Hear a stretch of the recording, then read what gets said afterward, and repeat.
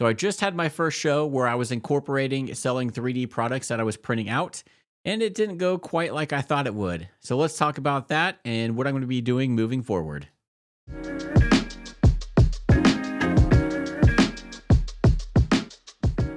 Welcome back. If you're new here, my name is Keith, and I'm doing a series on this channel all about 3D printing and the small business side that goes along with 3D printing as well. Unfortunately, this is not a video where I'm going to tell you how to become a millionaire selling 3D products and exactly what to do, because I'm learning how to do this myself and just documenting my journey and what works and what doesn't work. So that way you can take that and apply that to your business and hopefully not make the same mistakes that I make, or so that way you kind of know what to expect as well. So I do have a small business that I've had established since about 2017. I'm the only person that runs and works in the business pretty much.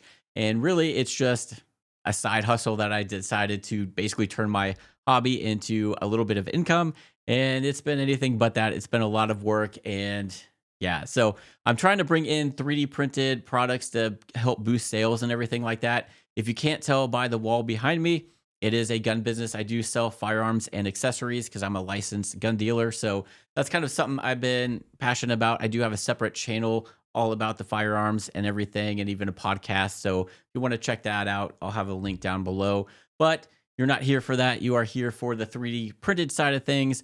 So what I'm trying to do is, since sales have been down in guns just because people don't have all that extra money to spend on guns now with the high cost of living as it is, this is kind of a luxury thing that isn't necessary. So since people don't have a lot of extra money to spend on this type of stuff, I feel like 3D printed stuff that are still cool could be gifts for people or practical things that they use. A lot more affordable and fairly cheap and inexpensive for us to make if we do have a 3D printer and know how to do that. So I wanted to see what products kind of sell, and I'm still in that process to see what is going to sell and what isn't. And what I wanted to do with this next gun show that I just did is bring some of the products that I printed out to kind of see how they did, get people's reactions, see if anybody bought anything or had any feedback for the stuff I had. So since I purchased the Bamboo Lab A1 combo, I have had that thing running nonstop, just printing out stuff that I can bring to this show with me. I did have this on the calendar, so I was trying to print out as much stuff as I could. And as you can see here, I was just printing out a lot of coasters with the gun manufacturer logos on there, different color options as well, and then just like a guns and coffee one because I love guns and coffee and a lot of other people do too. And then I was also found these cool little gun business card holders, so I wanted to see how those did along with this revolver style pencil holder. I didn't want to print out a whole lot of those and some extra stuff just because I did run out of time and I don't want to have a whole lot of inventory sitting on my shelf that's not selling. So I figured this would be a good starting point to gauge on how these would sell. What I didn't think about when I signed up for this gun show is the time of year and the weather. I did do the show on February 22nd, and well, people haven't received their tax refund money yet for the most part. It's cold outside. When I left my house early in the morning, it was still like in the teens and snow on the ground. And we've been in a heck of a cold snap. So people are pretty much hunkered in right now and not traveling out. So that was one thing that was going against me. And also the time of year, people are still recovering from Christmas and starting their New Year's resolutions with like low buys or no buy years like that. The third thing I didn't realize and to take into consideration is this actual gun show itself. So on Friday, I went up to the gun show and set up and was a little underwhelmed of the venue that they chose to have this at.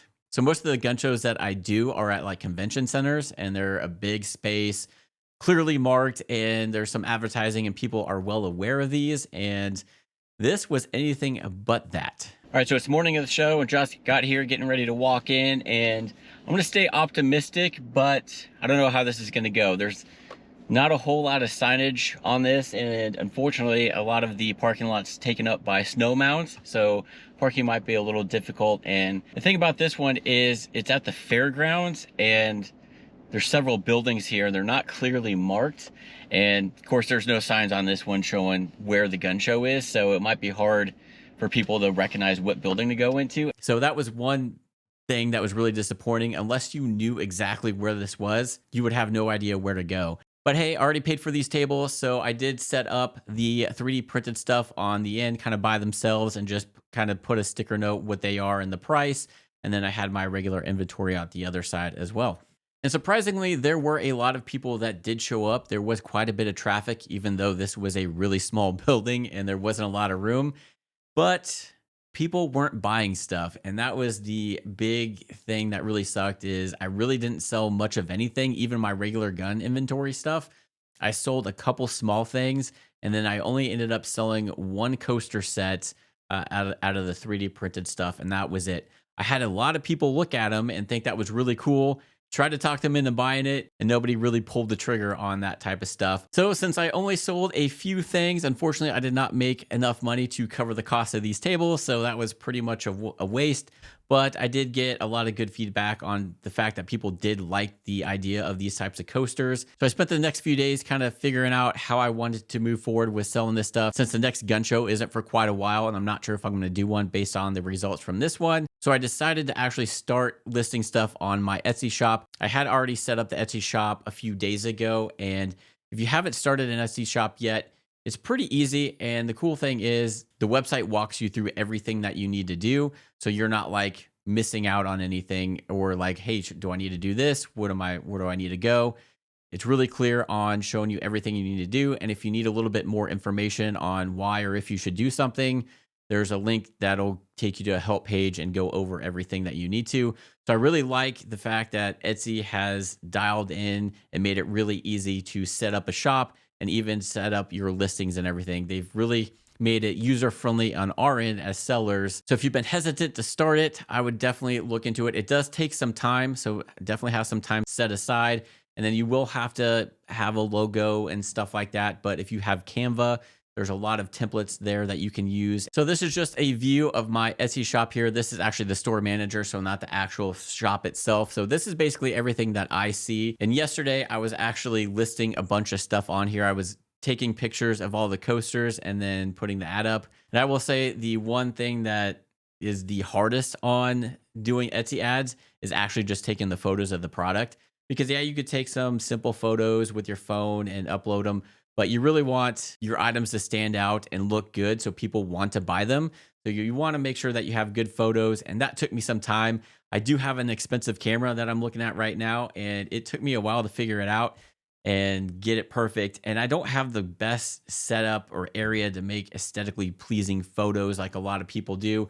I did the best that I had to work with. I may tweak those over time. We'll see. As long as you have a decent camera, you can use your phone, and you definitely need some good lighting. But that is the thing that took the longest, is actually doing the product photos. So just keep in mind, if you are going to be selling stuff on Etsy, it is going to take some time to do some good product photos or videos if you're going to include a video as well.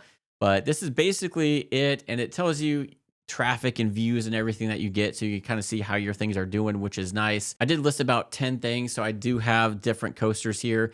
Some of them I offered different colors for the coasters. Others I just did separately just because it was easier that way. But since my shop is new, Etsy really doesn't know what I'm selling or who to market this stuff out to. So what I did do, and a lot of people highly recommend, is to do Etsy ads. So if you come over to marketing and go up to Etsy ads, this is where you can tell it, hey, this is how much I want to spend per day on ads. And I just started at $5. I feel like that's not a bad price. And it's not like it's going to charge you $5 per day and that's it. It only charges you if people actually click on that ad. And as you can see right now, I've only spent about 57 cents since I've had these up since yesterday. And I only have about 6 of them running ads, so I didn't want to have all 10. But you don't have to do ads if you don't want to, but it is highly recommended for them to push out your products. Because if you've ever shopped for anything on Etsy, if you type something in, the first things you are going to see, you're going to notice that they're ads. They're ads by the sellers before you get to the other stuff that aren't listed as ads. So I would definitely start out with at least $5. You can do $1 a day, but that's not going to be enough for Etsy to really push your stuff, especially depending on what time of day it's going to be doing it.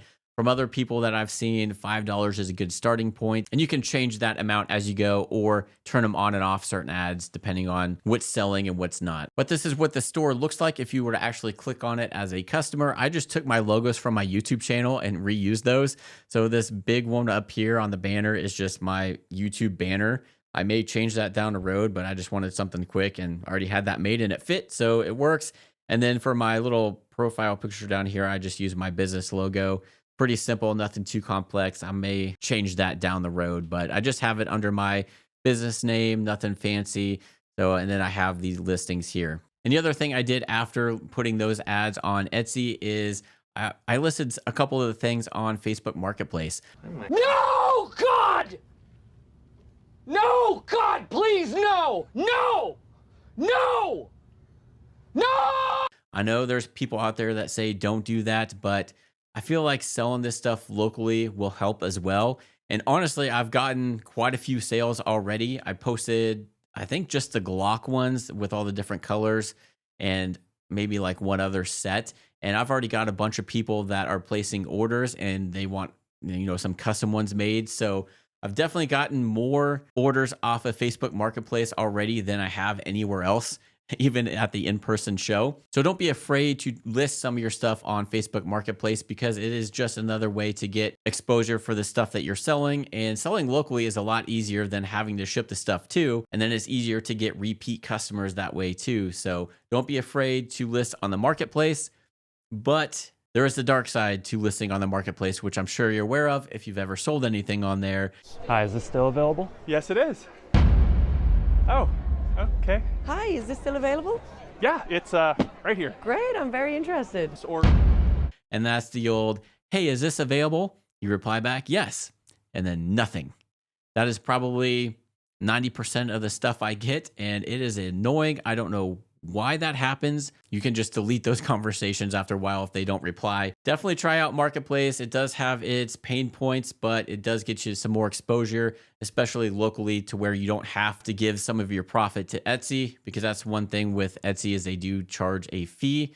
So if you sell it locally, then you don't have to worry about that selling fee. And one thing to keep in mind with Etsy is when you're setting up your shop, before you can list anything, they are going to charge you $29. And then it's 20 cents per ad that you post up. But after they tell you about that $29 charge, they do offer you Etsy Plus or whatever it's called. And then what they're going to do is waive that $29 fee and then just charge you $10 a month. And then you get so many credits of ads. So that way you don't have the 20-cent ad right away. They're going to credit you some of that. So I think I still have about 10 credits left where I'm not being charged that 20 cents per ad, which isn't a big deal, but if you have a bunch of ads, that can add up. Another option a lot of people do are local craft or fair shows. That's something I may explore, just depending on the cost. Obviously, there's nothing of that sorts going around right now because it's wintertime still, but spring is right around the corner. But depending on where you are and what products you're selling, that might be the way to go as well. So just kind of see what works, what doesn't work, and learn from it and just have fun with it. It is going to have its ups and downs, but it is fun to kind of learn the business side of stuff with this 3D print stuff. And, 3D printing's fun. And if you can make a little bit of money off of it too, why not? So if you like this kind of content, hit that like and subscribe button. It's totally free for you and does help out the channel. My next video, I'm going to show you kind of the bedroom that I'm setting up for all this 3D print stuff. We do have what was a guest bedroom that I have taken over for the 3D printing stuff. My wife did approve. She did allow me to sell our guest bed that was in there because it never gets used. So I'm slowly trying to figure out how I want to set that room up. So I'll kind of show you guys how I have it set up currently and what I'm planning on doing. So if you are interested in that, hit that subscribe button so you can be notified when that video comes out. And until then, check out these videos right here.